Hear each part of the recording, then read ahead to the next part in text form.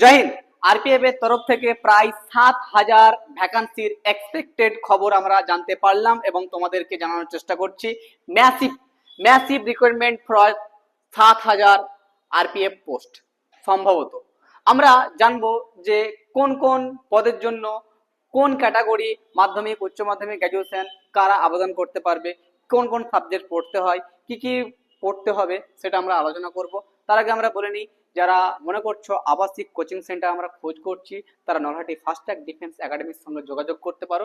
আমাদের 3খানা নম্বর দেওয়া আছে, যে কোনো একটা নম্বরে তোমরা কল করতে পারো একটা আবাসিক কোচিং সেন্টারের জন্য, ছেলে মেয়ে উভয়দের জন্য। তো আমরা চলে আসি ভারতীয় রেলের যে আরপিএফ ভ্যাকান্সি বার হয়েছে, প্রায় 7,000 পোস্ট।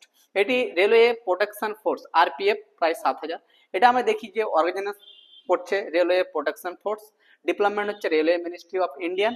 হচ্ছে পোস্টের নাম হচ্ছে কনস্টেবল এবং সাব ইন্সপেক্টর, দুটো পদ থাকবে, একটা কনস্টেবল একটা হচ্ছে সাব ইন্সপেক্টর। প্রায় 7,000 এক্সপেক্টেড, 7,000। অল ইন্ডিয়া আমরা অ্যাপ্লাই করতে পারবো, অনলাইনে অ্যাপ্লাই হবে। এটা হচ্ছে অফিসিয়াল লিঙ্ক।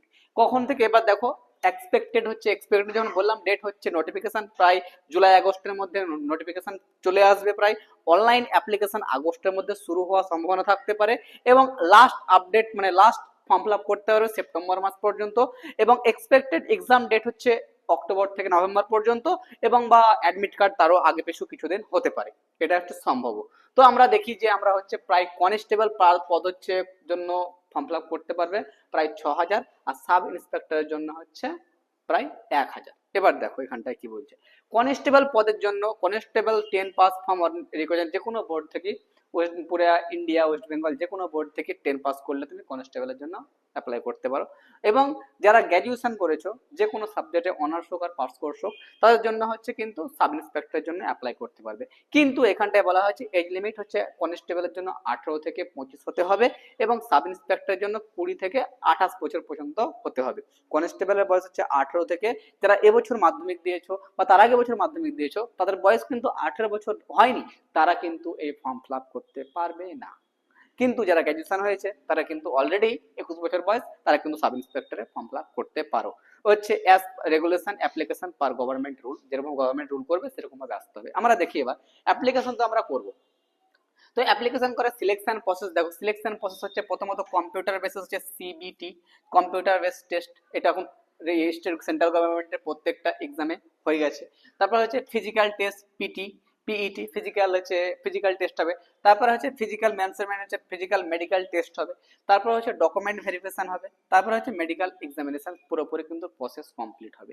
এটা হচ্ছে একটা সিলেকশন প্রসেস। এরপরে হচ্ছে আমাদের কি কি পড়তে হবে, সাধারণত এটা এক্সপেক্টেড আমরা জানি 2023 সাল অনুযায়ী আমরা জানি যে জেনারেল অ্যাওয়ারনেস পড়তে হবে আমাদেরকে, অ্যাথমেটিক বা ম্যাথামেটিক পড়তে হবে, জেনারেল এন্ট্রেন্স জায়গায় রিজনিং পড়তে হবে, এবং হচ্ছে টোটাল আমরা যদি দেখি আমরা, তো এখানটাই টোটাল হচ্ছে 50 নম্বরে জেনারেল অ্যাওয়ারনেস থাকছে, 35 করে 70 অ্যাথমেটিক এবং রিজনিং থেকে আমরা দেখছি 70 প্রায় 120।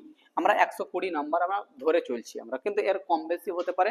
প্রত্যেকটা সাবজেক্ট, যে রিজনিং থেকে 20 থাকতে পারে, ম্যাথ থেকে 20 থাকতে পারে, জেনারেল অ্যাওয়ারনেস থেকে 20 থাকতে পারে, আদার্স কারেন্ট অ্যাফেয়ার্স থেকে 20 থাকতে পারে, টোটাল 80, এবং 80 তো মানে 160ও 2 নম্বর করে দিতে হয়, তো 160ও কিন্তু হতে পারে সম্ভবত, যেরকম ভাবে প্যাটার্ন তৈরি করছে হতে পারে।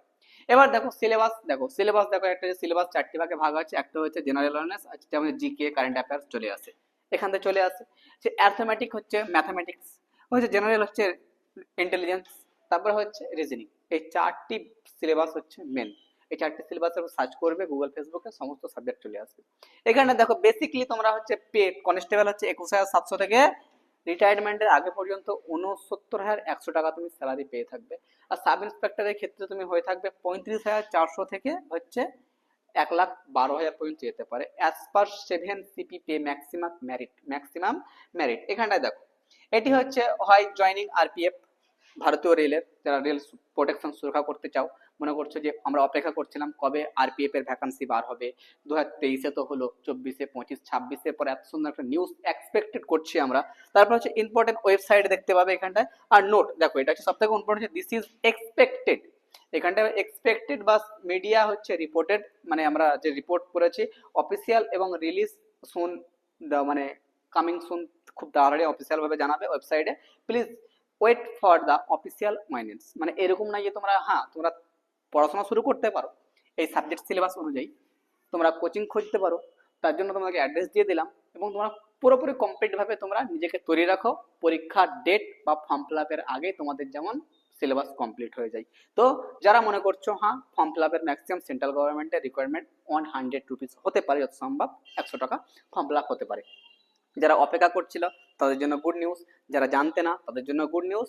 তোমরা এবার টাইম বার করে তোমরা পড়তে শুরু করে দাও। তোমাদের জন্য 7,000 ভ্যাকান্সি মানে এটা কম নয়, পুরো অল ইন্ডিয়ার মধ্যে এটা অনেক। এছাড়াও আরো অন্যান্য সেন্ট্রাল গভর্নমেন্টের ভ্যাকান্সি আসছে, আমরা সেগুলো নিয়ে আলোচনা করব। জয় হিন্দ।